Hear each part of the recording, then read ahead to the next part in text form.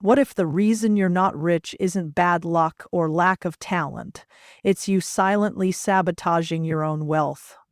Most people are bleeding money and potential without even noticing. It's not the big blunders that keep you broke. It's the quiet habits, the daily decisions, and the beliefs you inherited from people who never built real wealth. In this world, money doesn't reward effort. It rewards strategy. So if you're still playing by rules that keep you safe, comfortable, and poor, it's time to wake up. These are the 7 silent wealth killers ruining your financial future. And you don't even realize it.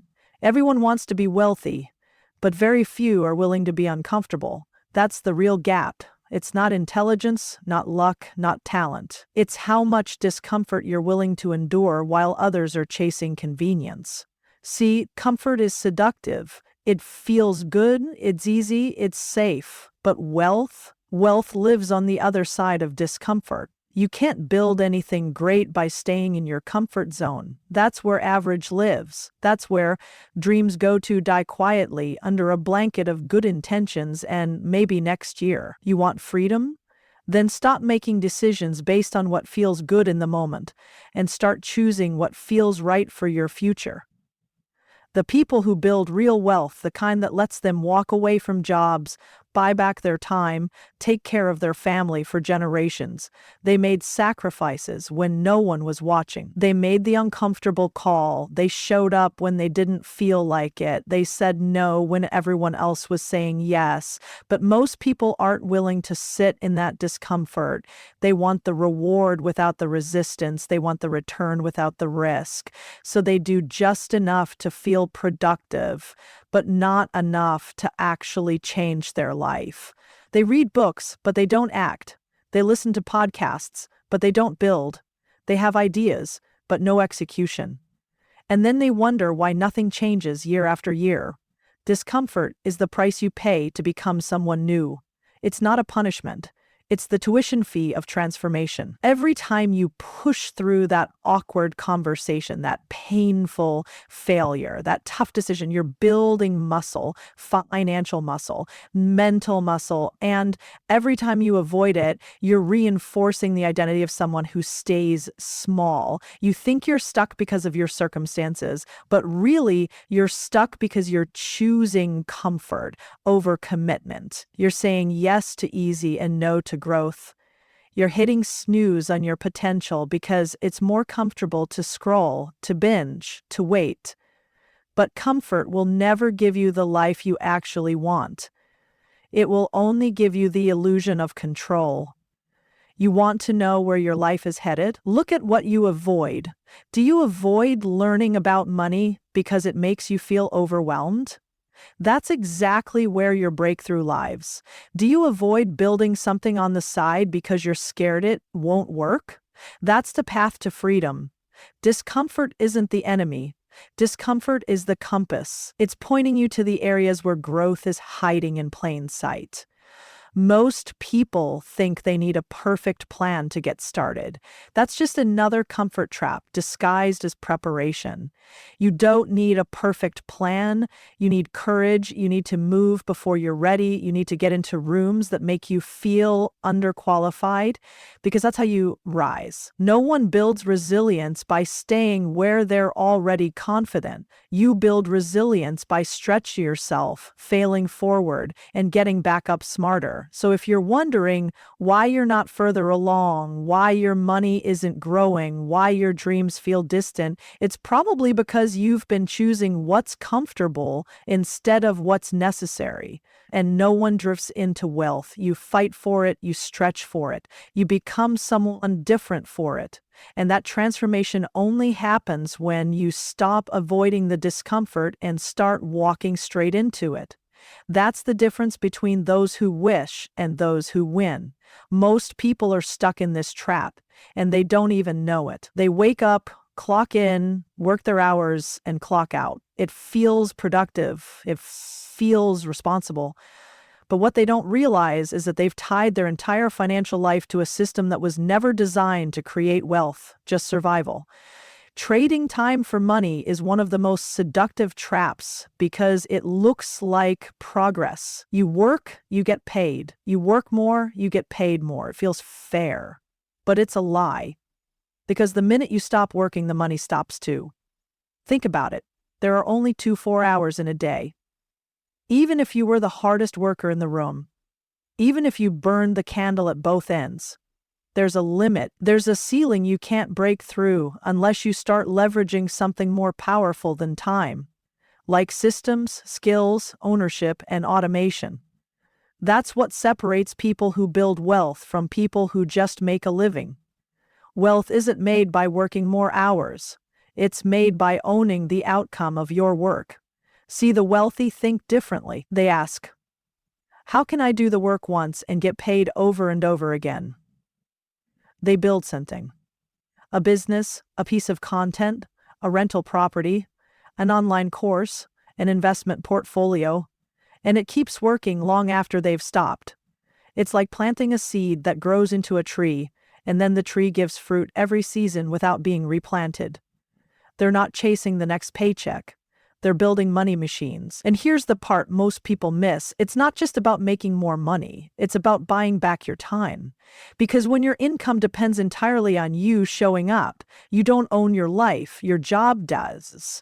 And whether you're making lighten 40,000 a year or lighten 1400 a year, if it requires your constant presence, your time still isn't yours. You're still renting your life out in blocks of hours.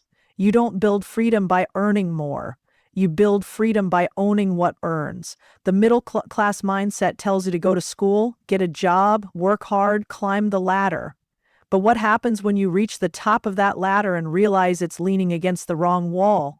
You have no leverage, no scale, no freedom, just higher expenses, bigger stress, and golden handcuffs that keep you stuck. So the shift has to happen now. You need to start asking better questions.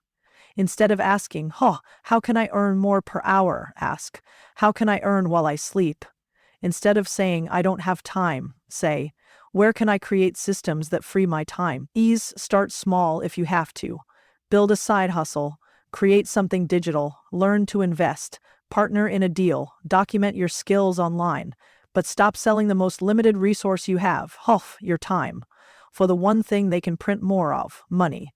Your freedom, your wealth, your legacy, they all depend on this shift. Because as long as your money is tied to your minutes, you'll never outrun the treadmill.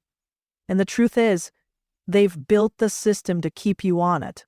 So unless you step off and start building something that works while you don't, you'll never escape the grind. You'll just keep running in place, wondering why you're tired, but not getting anywhere. If you're serious about building wealth, one of the most uncomfortable truths you'll have to face is this.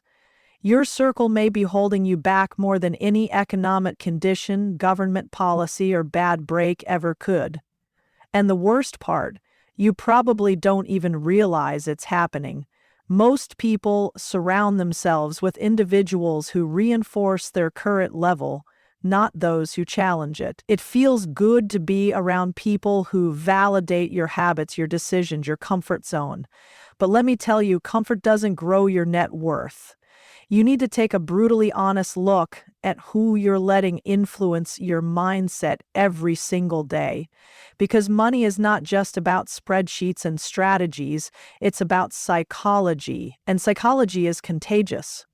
If you're constantly around people who talk about how money isn't everything, or how the rich are lucky, or who roll their eyes every time you talk about building something bigger, they're not just expressing their opinion, they're shaping yours, slowly, quietly, consistently. They make you second. Guess your ambitions. They normalize mediocrity, and over time, without you even noticing, you shrink your vision just to fit in. See, the energy of your environment either fuels your goals or filters them out. Spend enough time around broke mindsets, and even the most solid wealth strategies start to feel extreme, unnecessary, or selfish. You'll find yourself making small compromises, skipping the business idea, not investing in that course, playing small when you know you're meant to play bigger, and you'll convince yourself it's your decision. But it's not. It's social programming. It's emotional alignment with people who are stuck and want company. This doesn't mean you cut people off or act superior. It means you become intentional. Ask yourself, who in your life makes wealth feel possible? Who pushes you to think bigger, challenge assumptions, and act decisively? If the answer is no one, that's a massive red flag. You need to seek out those rooms where money is talked about openly, where investing is normal, and where ambition is expected, because in those rooms, growth isn't questioned, it's required. And when you're surrounded by people who normalize winning, it becomes way harder to keep losing. Now, here's the truth most people don't want to hear. Your income often mirrors the average of the 5 people you spend the most time with. That's not just motivational fluff. It's behavioral science. Humans are tribal. We mimic. We adapt to the norm around us. So if you're surrounded by financial chaos, disorganization, fear, or laziness, those traits will start showing up in your own financial life, even if you think you're above it. And sometimes it's not just what your circle does. It's what they don't do. They don't ask hard questions. They don't celebrate your wins. They don't challenge your scarcity mindset. They let you stay stuck because they're stuck too. That kind of silence is just as dangerous as bad advice. So here's their hard but necessary pivot. Protect your financial mindset like it's an asset, because it is. Treat your attention, your time, and your belief system like they're part of your investment portfolio. Audit your circle the same way you'd audit your expenses. Who's draining you? Who's compounding you? Who do you need more of and who do you need less of? Building wealth isn't just about money. It's about environment. It's about energy. And most importantly, it's about exposure. The more you expose yourself to people who are playing the game at a higher level, the more your own level starts to rise, not just in income, but in expectation. And once your expectations rise, your results are forced to catch up. That's how it works. You don't rise to your goals. You fall to the level of your systems, and your circle is a massive part of that system. Change your circle and your ceiling will follow. Look, let's be real. Most people walk around financially asleep, and they don't even know it. They go to school, get a job, follow the script, pay their bills, maybe save a little if they're lucky, and they think that's enough. They believe that because they followed the system, they'll somehow arrive at wealth. But wealth isn't handed out to the obedient. It's handed out to the aware. And financial awareness, that's not something you're born with. It's something you build. It's a skill like speaking a language or lifting weights. And the truth is, if you're not intentionally learning how money works, how assets grow, how taxes and leverage and interest really operate, then you are being played every day, quietly, systematically, without even knowing it. The game is rigged, but not in the way people think. It's not about the rich hoarding all the money and keeping you out. It's about the rich knowing the rules, and you not even realizing they're airish rules. It's not some conspiracy, it's a knowledge gap. And that gap is what keeps most people broke for life. You see, the financial system wasn't designed to teach you how to win. It was designed to use you to keep it running. That's why schools never taught you about compound interest or how to read a P&L or why buying liabilities dressed as assets is keeping you poor. That's why nobody pulled you aside and showed you how to read a deal, build a business, or negotiate equity instead of just a salary, because if you knew those things and if you really understood how money multiplies, you wouldn't play the game the way they want you to. You'd rewrite the rules. And that's dangerous to a system that feeds on your ignorance. Every day you delay learning about money is a day you get further behind. Inflation's not waiting for you. Your bills aren't taking a pause. And the opportunities? They're being scooped up by the people who studied when you scrolled, who invested when you spent, who asked questions when you assumed answers. It's not about working harder. It's about getting smarter. And not just in theory, actually doing the work, listening to podcasts while you drive, reading books that challenge your beliefs, taking courses, asking better questions, finding mentors, getting around people who make you feel uncomfortable because they know more than you do. That's how you collapse the learning curve. That's how you become dangerous with money. Because once you start learning, you stop fearing. You stop being intimidated by the language of wealth. Words like equity, arbitrage, depreciation, they stop sounding like foreign concepts and start sounding like tools. You realize that wealth isn't just for the lucky or the elite. It's for the informed. It's for the curious. It's for the ones who are willing to get uncomfortable, admit what they don't know, and commit to learning until they do. Here's the real wealth killer, thinking you already know enough. That arrogance, that assumption that you've done your part by getting a job and paying your dues, that's the trap. Because while you're stuck in that loop, someone else is studying leverage. Someone else is learning how to turn lick 1 into licking 10. Someone else is making money off your ignorance, and they're not apologizing for it. So if you're serious about building wealth, then act like it. Make financial education a non-negotiable. Become obsessed with learning. And don't stop when it gets uncomfortable. Lean in, because money doesn't flow to effort. It flows to understanding. And the moment you stop learning is the moment you start losing.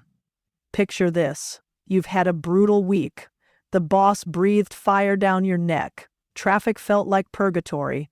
And when you finally limp into the mall or scroll through your favorite shopping app, that neon-lit limited offer practically wraps its arms around you. Your pulse quickens, dopamine spikes, and suddenly that slick new phone, those designer sneakers, or the weekend getaway you hadn't budgeted for feels like oxygen. You tell yourself you've earned it, because treating yourself is self-care, right? But here's what's really happening under the hood. Your brain is hijacking your future freedom to anesthetize present discomfort. In that moment, you're not buying a phone or a trip. You're buying a microdose of relief, a tiny hit of validation that masks stress about a job you don't like, a relationship that drains you, or goals you've postponed. And the price tag? It isn't the number on the receipt. It's the compound growth you forfeit every time that dollar can't go out and hustle for you in the market. Emotional spending is clever because it disguises itself as a reward. Your subconscious frames it as justice for your suffering, so saying no feels like punishing yourself twice.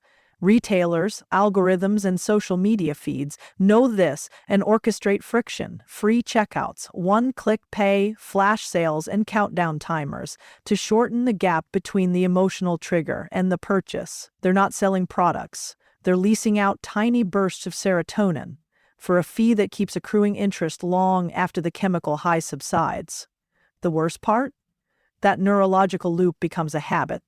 The brain learns, feeling stressed, swipe card, feeling lonely, add to cart. It rewires the pathway so quickly that, before you realize it, your credit card statement has become a mood diary. Let's zoom out to the macro picture your bank balance sees. Suppose those little treats average only night and sweaty 5 a day. Coffee concoctions, ride shares because walking feels inconvenient, streaming services you forget to cancel, loot box upgrades in a game you hardly play. That's light and $450 a month. Park that same cash in an index fund that historically returns 8% annually, reinvest dividends, and 20 years later you're staring at roughly light and $165 now. Think bigger.